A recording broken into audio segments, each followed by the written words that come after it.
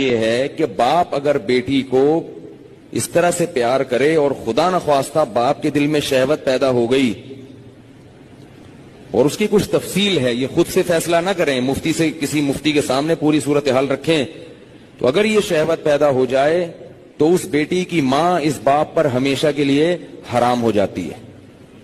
शरीयत में जो सेक्सुअल रिलेशन है वो एक वक्त में एक औरत के साथ हो सकता है, मां से हो गया तो बेटी से नहीं हो सकता, बेटी से हो गया तो मां से नहीं हो सकता। हमारे यहाँ ऐसा ही होता है।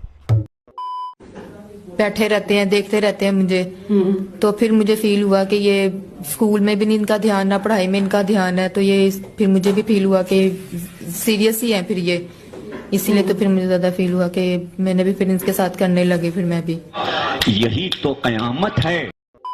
देखो हमारे समाज में शादी कर लेते हैं ना, 3-4 शादी तो है ही है ना, तो अगर मैंने अपनी बेटी से शादी कर ली तो क्या दिक्कत है? साले तू इस्लाम में अगर ये पूछा जाए एक तरफ रेप हो रहा है, एक तरफ मूर्ति पूजा हो रही है, तो वो सबसे बड़ा गुनाह कौन सा होगा? तो इस्लाम की नजर में मूर्ति पूजा सबसे बड़ा गुनाह है।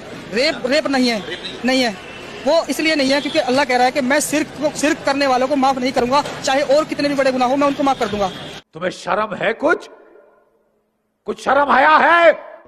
औरत तो पता नहीं क्यों इस्लाम को मान रही है, वो वजह है ही नहीं है औरत के लिए, क्योंकि जन्नत में भी उसके लिए कोई नहीं है जगह, जन्नत में भी उसको सिर्फ क्या उसकी ड्यूटी होगी कि वो जन्नत में जो उसका आदमी होगा उसके लिए जो 72 हूरें मिलेंगी उनकी नाइट फिक्स करनी है, उनकी सरदार बनाई जाएगी। वो आज तू सोएगी भैया, कल तू सोएगी भैया, परसों तू सोएगी भैया, तो ये तो बल्कि उसको औरत को और सजा मिल रही है। ऐसा शाबाश।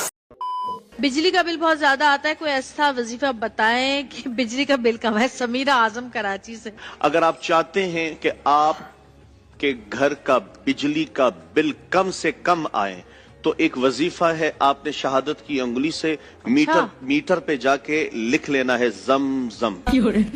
आपने लिख लेना है जम जम। ये मीटर पे लिख दें, महीने में 2 दफा करें, हर 15 दिन बाद। आज कर लें और 15 दिन बाद फिर करें, इंशाल्लाह ये भी मैं गारंटी से कहता हूं आपके बिजली का बिल कम आएगा।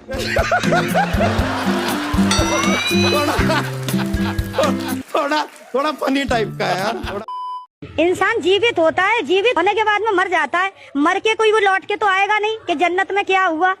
बात तो सही है। अगर इंसान लौट के आए मरने के बाद तो वो बता सकता है कि उसमें क्या हुआ, कौन सी हूरें आई, क्या हुआ, भूत आए कि कोई जिंद आए। ऐसे कोई मर के दोबारा जिंदा तो होता नहीं है जो हम सबको बता सके कि मरने के बाद उसने हूर को देखा। वाह क्या सीन है कि उन्होंने भूत को देखा। ये जन्नत और दोजख की जो बात है, तो मरने के बाद वो क्या कहते हैं सर कि कब्र का हाल मुर्दा जाने जी। तो ये तो कब्र का हाल मुर्दा जाने ना कि कब्र में क्या हुआ। ये बड़ी अच्छी बात कही आप। वो कैसे कह सकते हैं? अगर वो लौट के आते हैं, जिंदा होते हैं, बताते हैं कि 72 हूरें देखी, तब तो सर मुनासिब है। जब लौट के मरने के बाद इंसान जीवित होता ही नहीं तो फिर हूरों के बारे में बताएगा कौन? सब छुपा के रखते हैं। ये भाई कह रहे हैं कि पाकिस्तान इंडिया से ज्यादा मजबूत है, क्या कहेंगे? इससे ये नॉलेज की कि हमारी कौम दुनिया की सबसे लिटरेसी रेट पुअर है। इनसे एक सवाल पूछिए, ये स्टूडेंट है ना, इनके मेंबर कौन हो सकते हैं G10 के और G20? सिर्फ 1-2 सवाल का जवाब दे दें, इनका पूरा जवाब आ जाएगा। पता G20 का? नहीं। G20 दुनिया के 20 बड़े मईशत वाले मुल्क हैं, 20 अमीर ममालिक, जिसके अंदर इंडिया भी सरफहरिस्त। इंडिया जो है सरफहरिस्त है, ठीक है। पाकिस्तान जो भीख मांगने जाता है ना IMF में, तो IMF का जो डायरेक्टर है वो इंडियन है, उसके गिड्डे कोडे पकड़ते हैं तो इनको ये खैरात और ज़कात और भीख मिलती है, कर्जा मिलता है, ठीक है। और G10 मेडिकल साइंस दुनिया का सबसे मुश्किल शोबा है। इंडिया का G10 का इसीलिए मेंबर है कि उसका मेडिकल साइंस का जो शोबा है ना, वो अमेरिका, बरतानिया, ये G7 कंट्रीज के लेवल का है। पाकिस्तान से लोग हार्ट ट्रांसप्लांट और लिवर ट्रांसप्लांट के लिए उधर जाते हैं, क्योंकि इंग्लैंड में, अमेरिका में 3-4 करोड़ रुपया लगता है, वहाँ पे 40-50 लाख में करा के आते हैं। बताएं इसमें पावरफुल ज्यादा है। अंकल की शादी होगी ना, फिर पता लग जाएगा कि कौन अच्छा है कौन बुरा है। आपकी जो टर्मिनोलॉजी है ना, जिससे आप उर्दू बोल रहे हैं, उससे आपका पता लग रहा है एजुकेशन लेवल बिल्कुल 0। ऊपर आसमान में कितना ट्रैफिक जाम होगा, हर आदमी हूरों का लाइसेंस लेके आगे दौड़ने को होगा कि हमारी 72 किधर है, क्या हमारी 72 बैठा तो हम निकले पहले आगे। नहीं, मोदी जी भी गजब करते हैं, जब करते हैं तो गजब करते हैं, या तो नहीं करेंगे, करेंगे तो गजब ही करेंगे। कभी बाढ़ तो कभी सूखा, कभी बाढ़ सूखा, आदमी भाई समझ ही नहीं पा रहा कि ठंडा बुखार है कि गर्म बुखार है। इतने पता लगा कि 100 का नंबर आ रहा है ऑफिशियली, और प्रबुद्ध लोग मिश्रा जी बता रहे हैं कि ये 1000 तक का मामला है। अब 1000 आदमी सीधे पहुंच गया, सबको 72 चाहिए, 1000 में गुणे 72,000 हूरे। अब पता नहीं ऊपर है स्टॉक में कि नहीं है, क्या समस्या है, कहां से आएंगे हूरे इतनी? ऊपर वालों को भी नहीं अंदाज होगा कि इकट्ठे सब आ जाएंगे और अपनी अपनी वो पर्ची लेके। नहीं, जैसे राशन की पर्ची होती है, ये कंबल बंटते हैं खैरात में, उनकी पर्ची पहले दे दी जाती है, पर्ची दिखाओ कंबल ले लो। तो वैसे हूरों के लिए पगलाए घूम रहे होंगे सब। मसूद अजहर ने कहा भी कि वो जन्नत चले गए हैं हमारे 14 लोग, तो 14 तो लाइन में लगी गए होंगे, फूफू और चाचू जितने थे।